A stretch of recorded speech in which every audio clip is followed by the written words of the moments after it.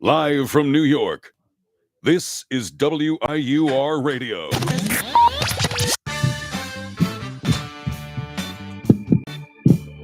Hello and good morning to everyone tuning in to the Weekend Sports Recap for another episode of the Weekend Sports Recap. I'm Isaiah Rosario, joined by my co-host Nick Gualtieri. It was definitely an interesting week in sports. Some good games, some weird performances that I would not expect, especially in the NFL from one quarterback in specific.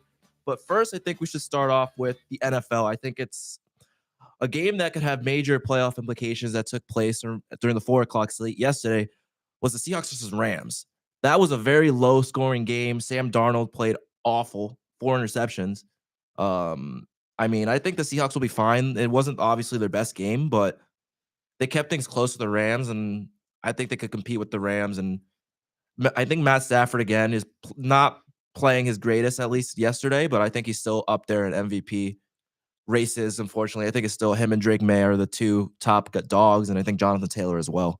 Okay, hot take. I actually do think Bo Nix could be up for But Bo Nix offense and that offense, we saw it yesterday. We watched the game together. That offense stinks, really bad. The Chiefs defense isn't anything special either. I know, but it's like this is the thing. They said, I was reading the preview before the Broncos Chiefs game, which is another huge AFC West thing. Broncos have not beaten the Chiefs twice in a season in 10 years or something. It's since 2015 when they won the Super Bowl, I'm pretty sure. And they there wasn't a blowout, but the Broncos pass rush defense and their defense is the best in the NFL. Oh no, their defense is spectacular. They were really getting at Mahomes yesterday. And Sean Payton with the unsportsmanlike conduct penalty. That was such the ref pretty much ran into him. Well, you're supposed to keep the white lines clear, and he was on the white line. That's like the college football. What was it? I think it was a South Carolina game. We'll get into the college football in a minute, but it was when that the officer running into the players and the officer getting mad at the players for being. Oh yeah, and then the officer got fired after the game. So I don't know. And then Bills Bucks, another shootout. That was an insane game for 3 quarters there until the Bills really took that game completely in that 4th quarter. Josh Allen played out of his mind. And three rushing touchdowns, 3 passing touchdowns. And I saw a stat. It was that was the only other time it happened since 2024. And who was that QB that did it in 2024? Josh Allen. He's a dog. Speaking of bounce back and blowout wins, the Jacksonville Jaguars, after blowing that game against the Texans, absolutely destroying the Chargers, who at the beginning of the season they were 4-5-0. I think everyone was like, "Oh, they're gonna win the Super Bowl." They are 4 losses. 4 losses now. The Chiefs out of a playoff spot. So, and what do you think of this?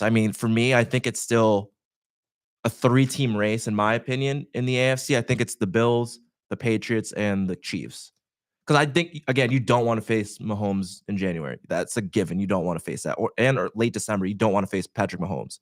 I think it's the Broncos, the Patriots, and I know they're kind of like a dark horse because people are like, oh, what? Colts maybe, but the Colts, yeah. I don't know. I got to see them in the playoffs. Daniel Jones had that one good playoff game. What was it, 3 years ago, and hasn't been in the playoffs really since. I need to see him in the playoffs. I would love to see Jonathan Taylor in the playoffs. The NFC, the Giants are just kind of, I think, pulling out for a low draft pick. That was tough, yeah. A tough loss yesterday. They played the Packers well. I think the Packers are overrated as heck. But they're just not a good football team. Jameis Winston looked not bad, actually. Because Jameis Winston just chucks long and prays for the best. Yep. But now he doesn't have his wide receiver to go down to. The Florida State 2013 alumnus. The GOAT, Jameis Winston. Yeah. But another really crazy game that happened really out of nowhere yesterday was Bryce Young dropping 450 yards passing. That was the most random performance I've ever seen of all time. 30-27 win, 448 yards passing, 31 for 45. Oh, don't be yawning. We still got another 45 minutes. You play like that 45 yawn. You play like that, you're gonna win games. He had a really bad rookie year, but I think this year he really bounced back. And again, he showed. To say the Falcons are a good defense, I'd be lying to you. But let's see their defensive ratings where they rank. They're 19th in opponents' points per game. I mean, they hold the passing game to under 200 yards, but they allow so much rushing yards. It's not like 138 yards per game. That can't happen. I mean, they're 34 sacks, second in the league. I mean, they have a decent defense, but they're not anything spectacular. They're not great. And I think 3-7, yeah, their season's done. The Panthers are sneaky right now. Let's see where they're at, possibly in the playoff picture. I mean, hey, they're 2 spots out of it, right? The Lions are 6-4, which is another thing we could get into. That game was boring. Another day for the Eagles to be on primetime, to have a absolutely boring game. Okay, I mean, we're not gonna get a Rams versus Chiefs 2017. But at least give me 20 points. They didn't even give me 20 points yesterday. Let's be honest here though. The Chiefs and the Lions, arguably 2 of the better teams in the Yeah, they'll be NFL. fine, I think. And from what I could see, it was a defensive battle, obviously. But like that just showcases how good, like that's what teams are looking for good defenses. I know it's like it's boring to like a viewer who's watching it on TV, but like I don't know, you don't want like a 35-point game where like there's 80 something points scored and it's like 50-32 or. But in my defense, like I shouldn't be watching a game with 25 points scored when you're 2 of the best offenses in the league. And then, but I did see a good point. I think Chris Collinsworth made yesterday on the broadcast was that this defense was really making Jared Goff look uncomfortable and making Jordan Love looking uncomfortable in back-to-back weeks. And I mean, if their defense plays well, and AJ Brown said pregame that the offense needs to step up and he needs to get more involved. I think, which he does.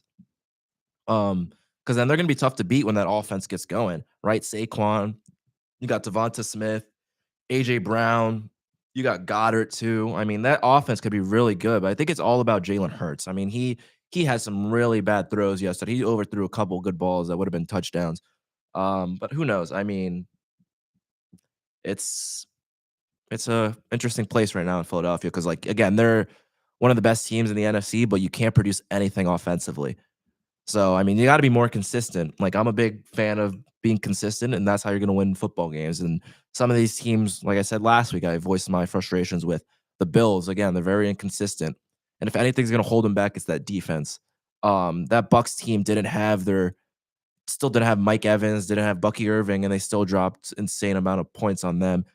And then if the defense can hold, defense wins championships, as everyone says, but the offense needs to step up at one point because if you face a good offense in the playoffs or the Super Bowl, I don't know if you're gonna come out victorious because you're not going to be able to score. But hey, and another team that's not able to score is the Minnesota Vikings. JJ McCarthy is just the most average QB, I think, of all time. And I have Justin Jefferson visibly frustrated at the offense. That offense needs something, man. I don't know what it is, but I think it's only a matter of time.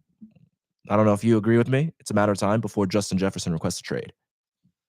Justin, I mean, like you see that this Colts team, who I think is of a prime example. You get that big trade, Sauce Gardner, and you get Sauce Gardner. The Jets have kind of sold their season away, kind of at this point.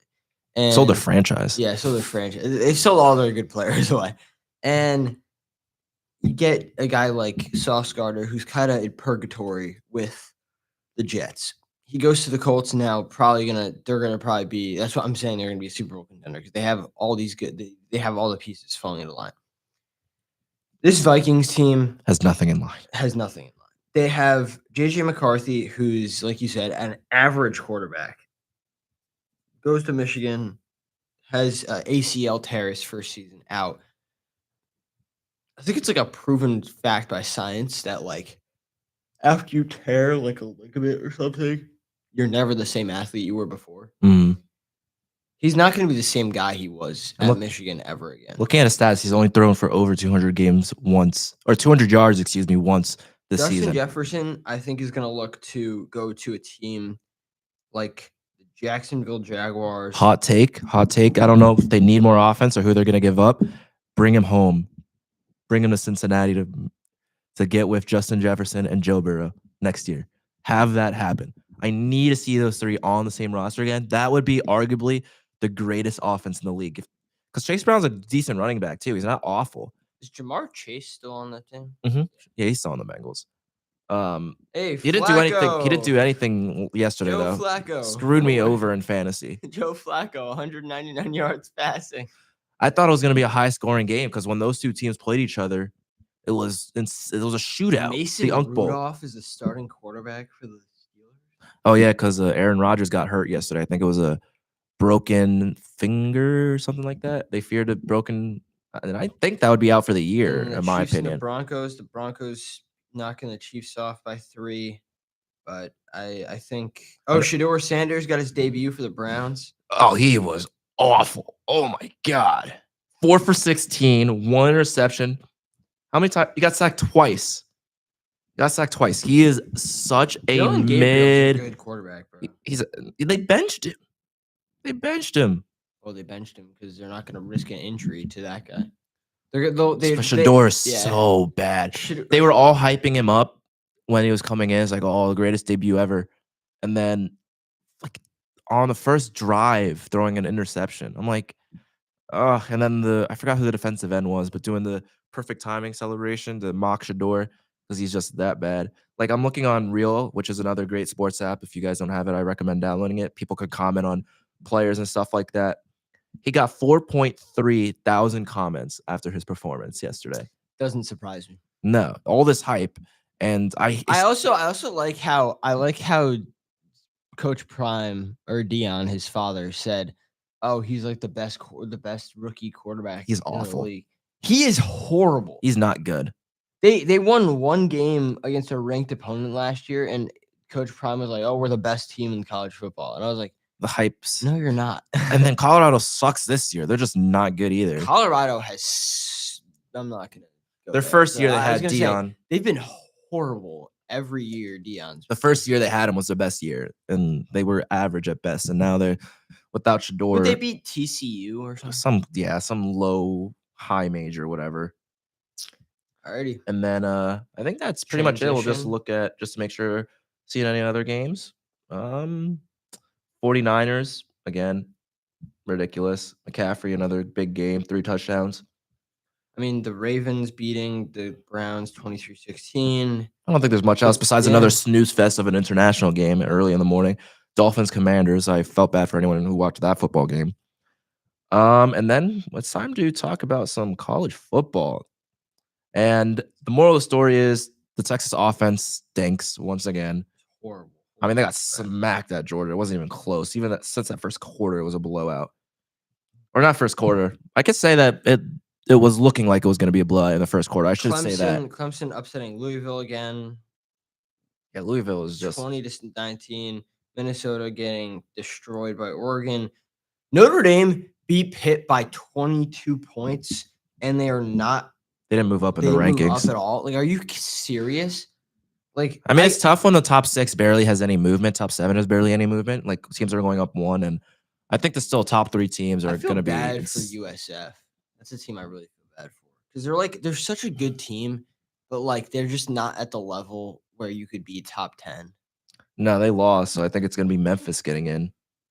Let me see the standings. Arizona with the upset of Cincinnati, BC getting almost knocked. So it actually looks like possibly the Group 5 at large bid will go right now. I guess they got knocked out. It's going to be JMU getting in at 9-1. Okay. Respectfully, when is the last time James Madison has made it to the college football playoff? Didn't they go last year? Or am I tripping? Let me see. I thought they went last year. You're tripping. Let me see. Oh, yeah, they didn't get in last year. I thought they got in last year. What team got in? Oh, it was Boise State was the at large. That's what it was. Boise State sucks this year. Oh, yeah. Boise State was nothing. Ashton Jeanty. No. They got smoked week 1. It was all over. Oklahoma knocking off number 4 Alabama. Iowa losing to USC, which was a good win for USC. A great win for USC. And then Alabama, Oklahoma. I think that was I think that's the second best game of the week. That game was close. There was points scored, and Alabama had a chance to go down and tie the game, and they didn't in that fourth quarter. Lost by was it? So I forgot it was tied or it was a win if they went and drove down the field. Yeah, they would have won. They were only up 2, Oklahoma. and then that sack ruined everything.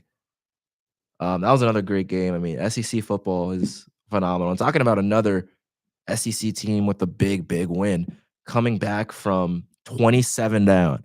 How about those Aggies outscoring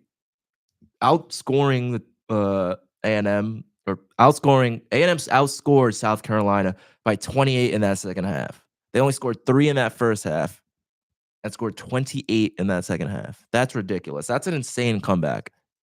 Let me check ESPN to see what the odds were of that game, because it had to be close to 90%. But I mean, that's South Carolina. They're not that great either this year. Let me see NCAA. Oh, did you see their coach went up to the student section and was like, "Oh, we're hyping them up," and then they didn't score a point in the second half. So bad, so bad. Where's my A&M Aggies here? No, Marcel there Reed. they are. Let's see. I would love to check what those odds were at that point of projected to win. So South Carolina had a 94% chance to win in the second quarter, and they blew it. 97% chance they had. Doesn't surprise me. Yeah, they had a 98% chance at one point, and then they just absolutely collapsed. Couldn't get one singular stop. See, every possession, it looked like that team was driving down the field and scoring points in that second half. And the A&M QB, 439. Reed with 439 passing yards, 3 touchdowns, 2 interceptions. But again, that's insane. And Sellers is just an average QB. He did nothing in that second half, and I don't think he's that great. He was a Heisman candidate at the beginning of the year. But besides that, I don't see him being anything more than a candidate. He's never going to be in competition. He has a good pair of legs, but that's it. I don't think there's anything else that does that. And I think it was a pretty slow week in college football besides those 5 games that were discussed. But again, we go into some, I know this is where your cup and tea is, college basketball. The Dan Jarrell era continues. Okay, so this is, I have a decent amount to say on this. So Iona and Fordham reunited for the first time since 2006. First time in the Heinz Athletic Center. They played since 2004, so before it got renovated and everything. Dan Jarrell, the head coach of Iona, and Mike Magpio, the head coach of Fordham.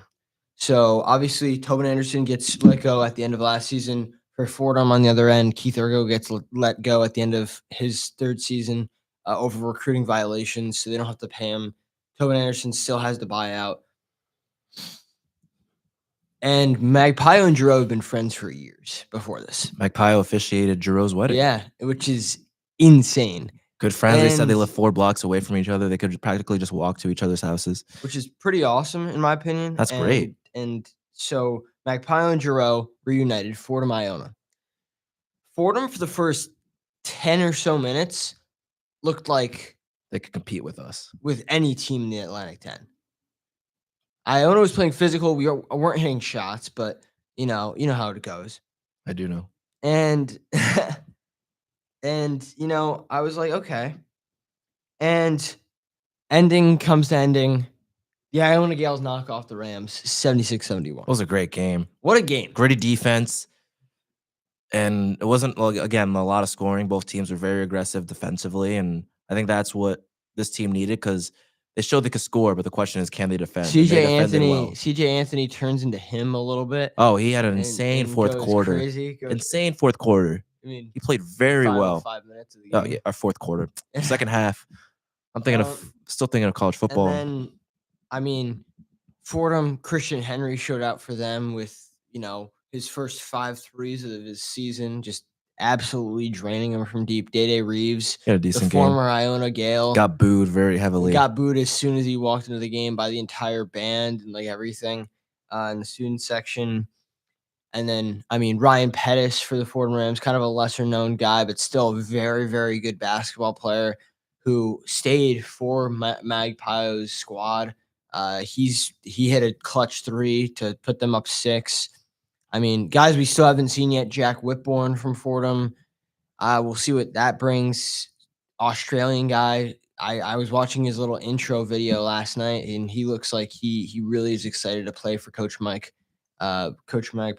And you know, Mike Magpie was a good coach too. And in his press conference, I was watching it with Isaiah yesterday.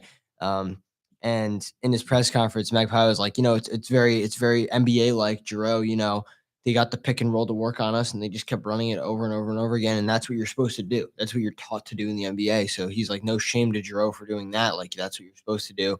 And, we couldn't defend it. And frankly, he's like, I take blame for that loss. I got outcoached for the final 5 minutes.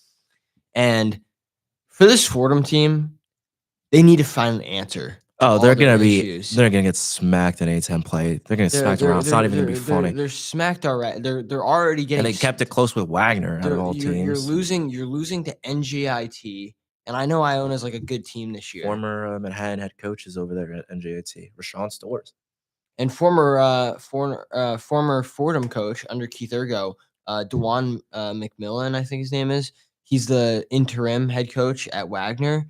And they kept it close. NEC schools keeping it close when A10 schools unacceptable.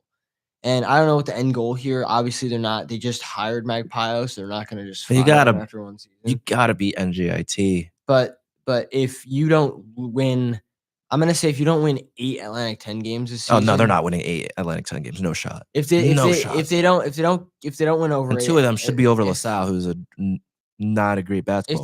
If they don't win at least 8 games in Atlantic 10 play, I think Magpie was done after no shot. I mean, the program's so messy as it is. You don't want to make it worse, in my opinion. He also said in his interview, he's like, I can't keep using the excuse that I'm like a new coach. We have a new team, because Giroux had to do the same thing. He got Luke Jungers and Connor Horan from Tobin Anderson's team, and that was it. And then he recruited all these new guys, and this team could win the MAC. This team plays like they could win the MAC, but I need to see them against other MAC schools. I need to see them against I would love to see them play against Siena. Siena's really good. I'd love to see them play against Siena. I think I need to see them play against Quinnipiac. Quinnipiac is the most overrated team. Yeah, they're not playing well right now, but again, that's the one thing about being a mid-major. If you don't have that recognition preseason and receiving votes, you're most likely not going to get ranked in the top 25. I mean, the only team that in the MAC that's going to be ranked top 25 is Fairfield. The women's team is insane. They kept it close for 3 quarters against UNC, and UNC's 11th ranked in the country. But if it wasn't for that second quarter where they scored 6 points, they would have been, or 6 or 8, whatever the number was. They would have won the game. They kept it even every other quarter. Fairfield's going to be a buzzsaw this year. They beat was it USF? They beat Fairfield. Megan Anderson's just her. She's a dog. She's insane. So I'm excited to see them. Megan Anderson, Katie Lamoureux. She was insane. Janelle Brown is another good player in the MAC tournament. Katie Lamoureux. She didn't score too much in the game they won to send them to the championship, but she's a dog. Oh, they're good. Carly Thibault Dodonis, or I think that's how you say her name. It's hard to pronounce, but Carly Thibault Dodonis has completely revolutionized that program in the span of 3 years. And the fact that she's able to do that with this team, and if you look at their non-con, they've scheduled all real hard non-cons. Yeah. And they're winning the games too. They're beating Villanova, who's a better Big East school. They lost to UNC. They lost to UNC by 14, I think. Which is not bad at all. No, it's not bad at all. They kept it close again. It was that second quarter that really screwed them. And then, you go through the Atlantic 10 and the MAC. There's not a lot of separation, but in my opinion, I think there's a lot of separation from the best teams to the worst teams in the MAC. I think the top 4 or 5 are clear. So what Fordham, teams?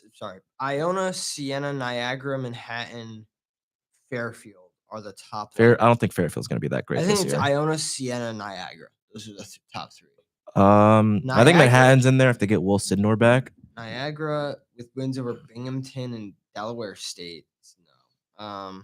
Well, once Manhattan gets Will Sidnor back hopefully for conference play, Fairfield's not that great this year. It's all the talents on the women's team at Fairfield.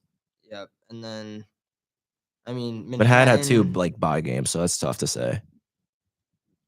Quinnipiac losing to Yale, but Yale's a good team this year.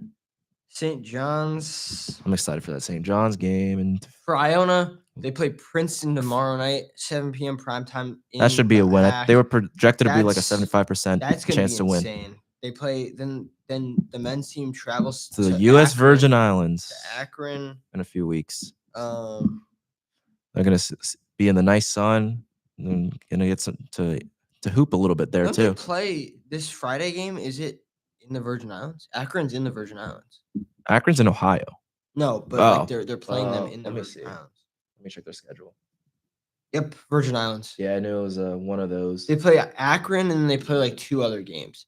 If they come out of those 2 games undefeated and they play Delaware and beat Delaware, I think it could be Delaware. they're going to be a tough team to beat. Again, it's the tough spot to be in. You're not going to get recognition for beating teams in non-conference play for us since we're mid-major, but you got to make a statement early in conference play and win some games. There was multiple times during that game on Friday night against Fordham where I was genuinely concerned that we were going to lose. Oh yeah, we were at a 6-point lead and gave it up 5 minutes immediately. left. It was 64-58. Fordham was up. Fordham hits a 3. It's 64-58. Ryan Pettis with the 3 from the left elbow. No one's guarding him. I was like, if we don't do anything differently, we're gonna lose this. And we found the pick and roll. CJ Anthony hit the step back 3 on Louis Lamond, the French guy from Harvard, and then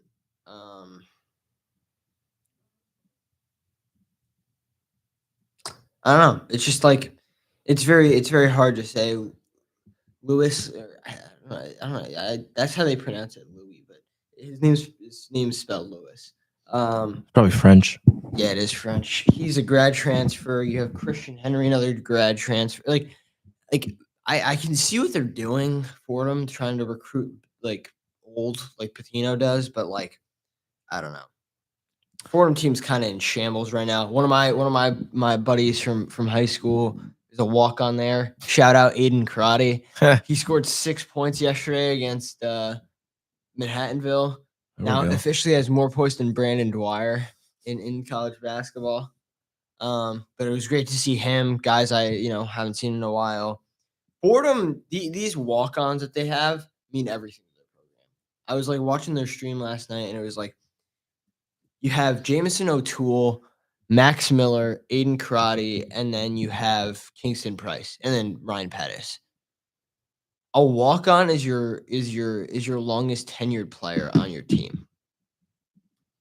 I mean, pretty crazy. Yeah, that's how everything works now with the transfer portal nowadays. Everyone's gonna not stick around. Yeah, well, I think programs that do look good that they're gonna stick around is BYU and UConn. BYU almost completed an insane comeback. We were watching that in Beachmont Tavern. Yeah, getting some food. Getting some good wings, fries. That was, AJ did really nothing in that first half and then just caught fire in that second half. He's going to be a good player at the college level. I think he could compete at the NBA level as well. He's lengthy. He's quick. He's going to be good. But UConn almost blew that lead. That team would not have heard the end of it from Dan Hurley if they blew that lead. The amount of sprints they would have had to do at practice would have been ridiculous. And then Arizona, UCLA was another good game. And then Michigan struggles. Like, they are sticking close with teams that they should not be sticking close to at all. It's kind of embarrassing if I'm a Wolverines fan right now, because I know they barely snuck out against what's its face. What was the team? TCU, they kept it close with. And the other one I'm thinking of is Wake Forest. Those are 2 games that they really should not have kept close. You should have blown out Wake Forest. Wake Forest. The first game they looked like the Michigan we all know. I mean, that's versus Oakland, a really low major. But then when you play, made the mark. They upset Kentucky like 3 years. Oh yeah, ago. that was Jack Golke. Dude, Jack Golke, what a legend! I think he's in like the G League or something now. He's still a good 3-point shooter. Oh yeah, once you're a good shooter, you're a good shooter. Middle Tennessee, they have a weak non-con though. You have Middle Tennessee, San Diego State, Auburn. San Diego State's going to be a tough game. That's going to be a tough game. In my opinion, I think San Diego State's playing they're playing Idaho State and Long Beach State. I mean, those are again bye games. Those are all bye games. And then Houston Auburn, another good game. Florida not playing to their best ability as well. They could be playing a lot better. They have a lot of great talent on that team, but they're really not doing much of it. They beat Miami yesterday, which obviously you should. Miami, they're going to be sneaky. They could be good. You know who's struggling on Florida? Who? Xavier Lee. Xavier. I mean, when you're transitioning from the Ivy to the SEC, there's gonna be like that adjustment period. You're not gonna come out and be amazing. And Boogie Flan was struggling. I know at the beginning of the year. I didn't see how he really did yesterday because I was glued to football a bit. Purdue beat Akron 97. Yeah, Boogie Flan 8 points, struggled yesterday. Shot 20% from the field. He that was another big recruit for them, and he hasn't really done much besides the game versus FSU. But I don't know. I mean, that they need to pick it up if they want to do well, because those are your top 2 recruits that you got in the portal this year, and they haven't really done anything at all. Alex Condon's really good. Alex Condon's really good. Who's the other guy too? Haw. Haw is good as well. 50%. He shot 50% yesterday. The funniest thing, Condon and Haw, they're gonna be at Florida for another I think they might go 3 to the years. draft. Really? I think Condon at least has a reason to go. He could get drafted. He's a good forward. If the issue is St. John's, I put this in here. St. John's, Florida is having a really slow start. St. John's, their first half against William and Mary was abysmal. Their first half against William and Mary was abysmal. I did not get to watch that game, unfortunately. Yeah, they kept it close. It was only a 5-point game at the time.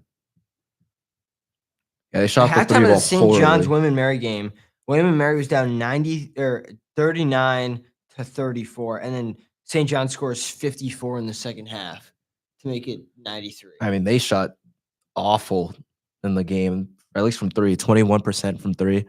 That's unexcusable. But again, it comes to the point where we talk about defense again. They got 15 points off for free throws. That's why. Yeah, that could be the reason. But they also missed 7 of the free throws. I thought they were going to be good. I was clearly mistaken. I think they're a very overrated team, St. John's. St. John's, I think, call me a jinx or whatever. I think Iona's gonna have a shot against them. I don't know about beating them. I don't know about beating them, but They'll keep it close in that first yeah, half. They're gonna And maybe a little bit into that second, but they're going to pull away, I think, late in that second half. That's how all these games go. All these mid-majors, like I said last week, keep it close, and then the high major really pulls away in that second half. How's Ian Jackson Not great. doing? Oh, he's not even starting for Patino. I mean, he had 15 points and 14 points versus Quinnipiac. That's Quinnipiac. Dropped 15 points.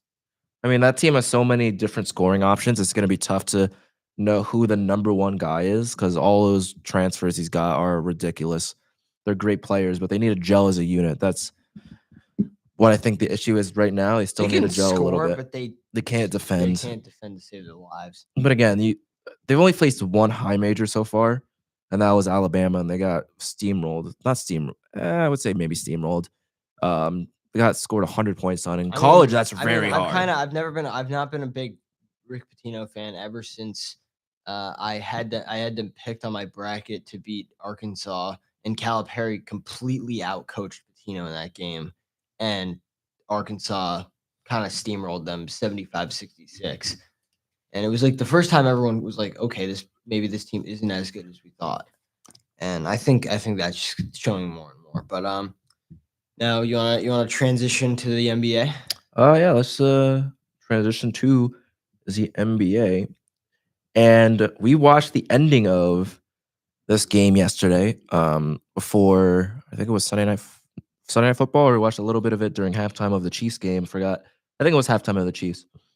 Was James Harden looks back. He's like averaging 26 points per game. It looks like Houston Rockets, James Harden at times, clutch. And I said it when we were watching yesterday. I hate when he jumps into the whoever is trying to contest the three, he jumps into him. He's so good at that, but it makes me so mad how good he is at that, because he's perfected that, and that's a pretty much free throws at any point he wants, because he just moves his body a little bit to the left or a little bit to the right and kick out a little bit of a leg. And you were like, "Oh, the game's over, and then they came back. into the three. But hey, the Celtics are going to be a sneaky little team. I like my Celtics this year. They're going to cause issues in the playoffs if Tatum comes back, which I hope he does. I don't want to rush him back, obviously, but The Clippers had a shot to win the They game. had a too. lot of chances to win that game. That last shot was a good shot. That Rockets just missed. Orlando game was insane. That game was insane too. Alfred Sengun is so good. He's really good. Him and Durant do really well, but Durant, man, he almost blew the game for the Rockets. Slipping, I think. He either slipped or tripped. I forget what it was. For a chance to was it to win the game? Yeah, chance to win the game, or they were up. One of those two. And he slipped at half court for a and one dunk on the other end to, I think, send it. Yeah, the Rockets were down 2 at that point because of the and one and slipped. And then Sengun with the clutch floater in the paint to send it to overtime. That Rockets team is going to be good. They could outscore and they could defend too. Sengun's a decent defender. I like Sengun. But no Fred VanVleet. I think that's going to come back and haunt them. But again, you got Thompson on the team, who's also a great defender. Bro, the Thunder might be. The Thunder are the real deal. But I think this year, in my opinion, I think like I have in our notes here, I think the Nuggets could give them a run for their money this year. Nuggets look good too. Jokic is just an insane player. 30-point triple-double over the weekend. Ridiculous. Play the Rockets tonight, so we'll see that, or the Bulls tonight. Oh, they should whoop the Bulls. Wow. The Bulls have been getting smoked lately. They've been starting the year hot and then just fell off a cliff, which I expected. The Bulls. I mean, I know they're not like a good team, but so the Thunder are playing the Pelicans tonight. The Pelicans have one of the coolest logos in the entire NBA. Is that one of their? That's sick. I think that's their alternate. I could be wrong. Like, that's so cool. Like the Pelican in like the New Orleans Saints logo is kind of fun. It's pretty fire. It is. I like the New Orleans those jerseys they have. I think it's like the green and purple ones. Those are nice, clean jerseys. They made a video for Steph Curry because a lot of people have forgotten kind of how good he is because he's just been doing what he's been doing for so long. Steph Curry is still him. He's still that guy. He's still so good. Like the laser beam pointed at the earth. I want Steph Curry. Last night, and it was kind of a blast from the past because it was from when I was like a kid, and like our generation, we were kind of when we were kids. When Steph Curry was hitting like the half court shots, like all that stuff. I remember watching those with my dad on the couch. But like I remember going to like a restaurant and watching Steph Curry like break the what was it, the 1,000 points when he most threes all time against the Knicks. Yeah, most threes all time. He hit it at the Garden, and it was a crowd erupted because everyone was rooting for it to witness history. Like at that point, it doesn't really matter who you're a fan of. It's just a matter of witnessing history. And that was the same thing, I think, with Aaron Judge when he broke the AL home run record. That ballpark in Texas just erupted. And when you want to go and be a fan of a sport, you got to be okay with, if you're watching your team and history has the opportunity to be made, you got to be able to take in the moment because you may never see that again. I think Steph Curry is going to be the greatest shooter of all time. I don't think anyone's going to compete with Steph Curry. And it's to witness that live at the Garden must have been ridiculous. And everyone was cheering for him. They stopped the game for him. You can see how happy he was that he got the record. He was struggling before. He missed a few threes before that. But just seeing that history was like surreal. I remember watching that game too. And I remember like took that pause, was so happy. And I mean, that's great for him. And I remember a little bit also this weekend was another one of Curry's teammates getting absolutely posterized. Draymond Green was talking his talk as he always does. And then Wemby, they just lob the ball to him.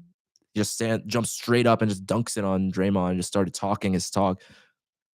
I love Wemby. He's going to be a great player. And the Spurs are going to be a little sneaky team as well this year. They're young. They want to run. They want a gun. They're going to run and gun. They got the youth for it, so they're not really going to get tired. Wemby would probably play 35 minutes plus if he can. That team is going to be sneaky good. Another player who's also bounced back was DeAndre Ayton. If Ayton plays well, he had two 20-point double-doubles this weekend. If he plays to that level, the Lakers are going to be tough. LeBron is coming back from the G League. I saw something funny this weekend. Was Austin Reeves joking about LeBron being assigned to the G League and Bronny starting. I was like, I never thought I'd live in that world, but Bronny starting was. I mean, they were hurt. Yeah, no, Bronny stinks. He's like the Shador Sanders. All the hype around him just to do nothing. That's crazy. You're not wrong. No, I know. I'm not wrong in that because it's like they're both so average. And then the other thing we could talk about a little bit is I think the West is going to be really good. I think the Nuggets are my pick. The West are the real deal. I'm like it's too much of like a showboating game at this point. oh, who's gonna be this good? Who's gonna be that good? I think the real playoff contenders right now are the Pistons, surprisingly, the Knicks, the Thunder, and The Knicks, yeah. and the. I think the Knicks are going to Nuggets. compete. But again, I think this year is really just showing how weak the Eastern Conference is. Like, the Knicks are good, don't get me wrong, but they've lost some games they shouldn't have. The Pistons have been playing great basketball lately, 9-1 in their last 10. But I think it's right now still the Knicks are the favorite, but whoever comes out of the East is just going to get steamrolled versus the West in the Yeah. finals. I know you said the Knicks were your championship pick, but just seeing how the West is doing this year, I don't think. I think the Thunder are gonna go back to back. I would That team is so stacked. I would love another bro. 7-game series versus the You know who's been in Nuggets. a lot of talk recently? What's his name? Isaiah Hartenstein. Because he was on the Knicks and then he left for the Thunder and now he's like flourishing with the Thunder. So it's like Same thing as Daniel Jones leaving New York and absolutely cooking with the Colts right now. But yeah, I think the East is really weak. The top teams are also not the greatest this year. It's interesting to see. And then we also have a couple baseball news to talk about that occurred over the weekend. The Mariners re-signing Josh Naylor over the weekend. Gets another power bat in that lineup. They needed Josh to stay with that team, and that makes me worry what they're going to do with Eugenio, but I think they're going to keep Eugenio as well. I don't think he should leave either. And then for, again, World Baseball Classic time coming around in March, Aaron Judge, the captain will be playing for Team USA, and they got another 2 commits over this weekend with Pete Crow Armstrong and Cormac Carroll. That offense, or that outfield, is going to be good. Insane. And then Mark DeRosa saying too that he has 15 guys that are committed, but he could announce them. But I think Mookie's committed. I think I want to see who he has at third base. That's going to be the big one. I think it's going to be either Gunnar Henderson, Alex Bregman. I think first base is still open, so I think you're going to get Bryce Harper there. They need one more pitcher, and they said Skubal. They've been in talks, and he's going to fight for Skubal to play, but he understands the position he's in and could get a really big contract either this offseason or next offseason if the Tigers decide to pay him at least, or if he comes to one of the New York teams or the Dodgers. But that Team USA is going to be ridiculous. I'm so excited for that. Obviously, Dominicans still be rooting for the DR national team. We have great commits already with Tatis. We have Soto committed. We have Vladdy committed already. I'm just interested to see the pitching side of things, but it's going to be fun. I think that was obviously some big news that took place over the weekend. I think if you have nothing else to talk about, I think we're good to wrap up. So thank you everyone for tuning into this week's episode of the Weekend Sports Recap. We will be back here at the same place, same time, 9:30 to about 10:30, depending on what's going on in the weekend in sports. Thank you guys so much for tuning in.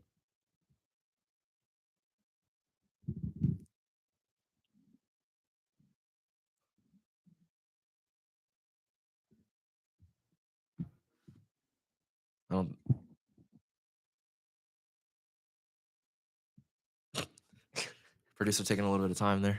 Yeah. Ugh.